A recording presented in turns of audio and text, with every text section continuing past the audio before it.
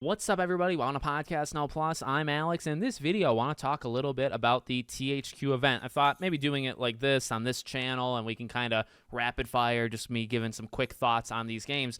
Overall, I thought they freaking nailed the show. You're not going to put this up against the Game Awards. You're not going to put this up against even, like, say, June's Xbox event where they throw like 30 games at a wall. You know, you're not going to do that, okay? The THQ is a limited, thing, and I think for what they're able to deliver and, the studio size and the budgets, I thought they freaking crushed it. Really, like, they did such a good job, and honestly, they did far, far better than I thought they were going to. I went in just expecting a couple games and, a couple things that were kind of on my wish list. You didn't get The Last Ronin, and I talk about that, or we will talk about that on the main channel in a video on its own. But what they did show, not really looking at what they didn't show, what they actually did, I think they honestly went for a sweep, because I was really impressed. Even by games that I'm not into, I was impressed by. So I'm going to cheat a little bit. I'm going to have that list of like all the 13 games that they showed, and I'm just going to kind of go in order of that list. So Darksiders 4 is first on the list. It was the last thing they showed. To be honest, and I wanted this. I literally asked for this leading into the show,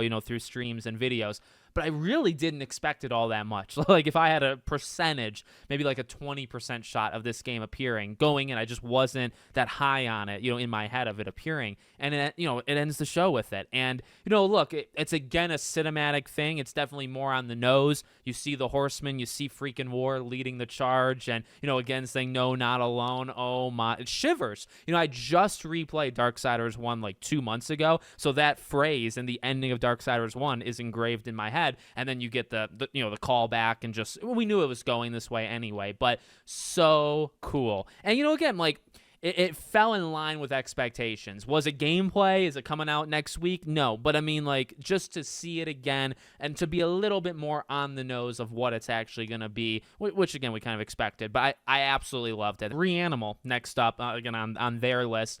So this is one, I guess the only disappointing thing is it's not coming out this fall. That's when I thought it was going to come. In fact, it was labeled just at the Nintendo Direct a few months ago. It said fall 2025. So it got delayed, coming out next year, early next year. Looks so good. I'm very excited for Little Nightmares. And to be honest with you, I'm pretty okay with Reanimal not coming out, this year, because you get Little Nightmares in October. And I think it's going to do a good job. I know there's kind of a back and forth between these two franchises for obvious reasons. I get that, but to get Little Nightmares and to get that fix, and then hey, if you want the original makers, well, you're gonna get that game just a few months later. You get it was leaked ahead of time, so this part wasn't surprising, but like the steel book and the statues and keychains and all that stuff looks really, really good. Something I have to honestly consider getting. And we know season pass, there's gonna be DLC for this game that seems pretty meaty, so that's a game that I continue to get more and more excited for. Again, I thought the date was going to be the fall because they said that, but, it got delayed. That's okay. Some of these games, by the way, I'm not going to have a lot to say on, so maybe we can just kind of jump to those. So, like, Titan Quest 2, I'd say Fate Keeper, maybe, like, The Guild, the Wreck Nations. I mean, actually, it's a good amount of them, but this is, again, where it's not really padding. These are games that fill a certain void and target a certain group. So this is just, it's not up my alley. Titan Quest 2 looked really, really good, and I like Diablo. I'm into it, but I'm not, like, super into it, and this one a little bit different, but also somewhat familiar, let's say. We've seen this before. I constantly, every time we see it, I say, oh, I got to remember that because it looks really, and I do forget, to be honest with you. I forget entirely what Titan Quest is, but I thought that looked really great. The Guild, really like that trailer, jumping back and forth between like just a real life medieval I don't even like TV ad, but it looked cool. Like, it was a nice little breakup from what you normally get in these trailers, and they jump back and forth between that and the game. I love simulation games. I like management games. It looks good. Looks to be more about like how, like, butterfly effect, like choices and consequences. It looked like that was a little bit more of the focus. The Wreck Nation stuff, I like racing games to an extent. It's probably one of my least played genres. It's just not, again, that up my alley. Motorstorm is always going to be one of my favorites. I think Burnout developers are part of these teams, so I didn't know that until today, so that's cool, and that's a good franchise. But like, to me, Motorstorm, Wipeout, but Wipeout's pretty different. Motorstorm is like, when you look up this type of alley, Motorstorm is my games that I grew up on and freaking love. So nothing looked bad about it. Like Wreck Nation and Wreckfest 2, they both looked really good. It's just, you can only really show so much with those anyway. That Tides of Tomorrow game, that looked really cool. We saw that that. I think that was announced at Summer Game Fest. The one thing that stopped me from getting too excited about it was the multiplayer, right? And like an always online storytelling game, which is creative, is pretty cool. But then, they announced today that there actually is a single player mode, that gets it more on my radar simply because the art style does look good. And I like the idea of like you're playing with a group of people, but it's more of a storytelling type game. Like it's a little bit more condensed, and you go around and you make choice-based decisions, in conversations and stuff. Like all of that is up my alley, except for, okay, if it lives online, it depends on that could be an issue. Well, they fixed that issue, for me. That Sacred 2 remaster, that's another one. It can only be so up my alley. It was probably one of the least ones up my alley. The Gothic stuff. Well, okay, number one, the Gothic remake continues to be something I'm really excited for. Remember, they said that Spongebob and Gothic and Reanimal were all supposed to come out this fall. So Reanimal moves, and so does Gothic. That's another one that moves. So again, I'm at a point where like the fall is packed. Like there's only so many more games that can fit in the fall, like a Hollow Knight and maybe a Dispatch and a couple out. Like there's only so many. And so when a game does not make it, like delays can upset me sometimes more or less, depending on how busy like that time period looks. So it getting delayed because now Gothic's coming out next year, totally cool. Got nothing against it. Continues to look really good. So I've never played these games, and so like the Gothic 1, 2, 3 classic collection type thing, that's cool. I can appreciate they're doing it. That's a pretty common thing in the industry that tends to happen. I'm really excited for that Gothic 1 remake. I've been told to give it a try. It looks really, really good. It's just something that I am definitely unsure if it's gonna end up working or not. For me, like on me personally, but that's okay. To get to that Fake Keeper game, so that was like an original, right? That it kind of started off a little bit different, looked like an Elder Scrolls type thing, and I love visually beautiful game. Some of the animations of like taking out enemies, let's say for YouTube purposes, like some of the takedowns were really, really cool, and it looked like it had a lot of potential. I think that's the one that said early access, like it's in development type thing, or it's going to keep growing. I don't love those type of games. There's so many.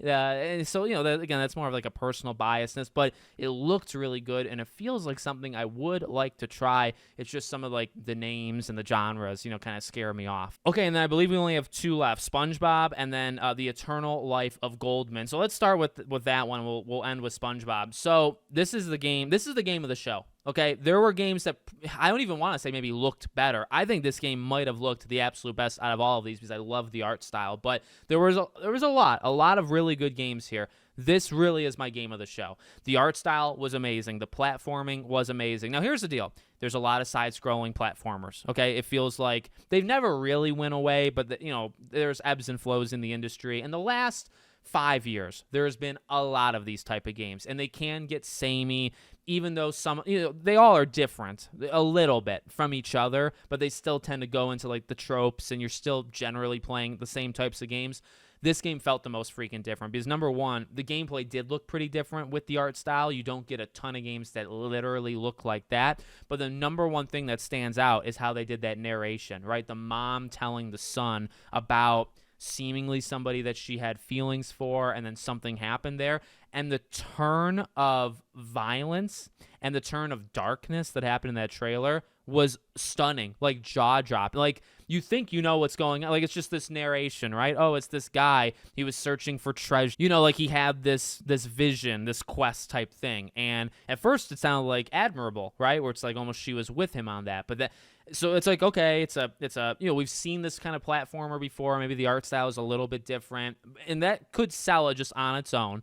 But then, okay, now you have this narration. That's cool, a narration over the gameplay. But then all of a sudden it freaking turns, and all of a sudden the mom to the son, she starts going like borderline crazy, right? And that, okay, did this guy go crazy? Like she kind of made it sound like, or actually is she the one that's like clinically insane, right? So I love that turn. And to me, it didn't, like somebody in the chat, my chat had said, like, that kind of took me out of it. I can respect that. I feel like that's what made it different, though, is that I think there has been games like that before, like a narration. I even think, like, say, What Remains of Edith Finch has this kind of feel of, like, she's narrating over herself, even though she's the one, she's the character. You're the one moving, her throughout the world. She's almost narrating it.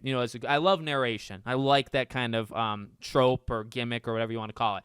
But then like this, okay, you have that narration, but there seems to be something freaking going on with that narration in the first place on top of the gameplay that does look really good. So I don't know. To me, it had such uniqueness and something I've never seen before. And that's what I try to look for that stuff. And, then you go to a game that's maybe not the most unique game of all time, because we got in a couple of them, SpongeBob. So SpongeBob, Titans of the Tide, I gotta say, to start it off like this, freaking loved it, and I thought they did such an incredible job. I like Cosmic Shake. I think it's a good game. I will label it good. I don't give scores, but I will label it good. But I will say this game looks better. And this is a trailer. We got an entire game for Cosmic Shake, but this trailer looked really, really fun.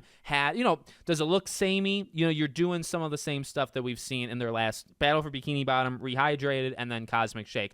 A lot of that stuff has come back, but I think they're going Ratchet and Clank Rift Apart. They're doing the whole SSD, of newer consoles. The fact that it can switch really, really quickly. So not only are you switching as SpongeBob and Patrick back forth to complete puzzles or to complete platforming or on the go, but you're also having these interdimensional link, when they're sliding down and then they kind of go into a pocket thing and they're pulled. So it definitely is okay, this fast loading times that we get with the new consoles, which by the way makes sense that they couldn't do last gen. That was leaked that it wasn't going to come on last gen. You probably can see why now. I think there's going to be a lot of internal loading going on to process all of the switching that's happening really, really fast in this game. The old consoles just can't do that. So looked really good. Honestly, it looked, I don't want to say surprisingly good, but I do want to say what I thought it was going to look like versus what we got. I think it looked a lot better. So I'm really pleased with that. It got the date. That's the November game. And again, out of all of those, SpongeBob, Reanimal, Gothic were all supposed to come out. You only get SpongeBob. That's okay. I'm ready to play that game.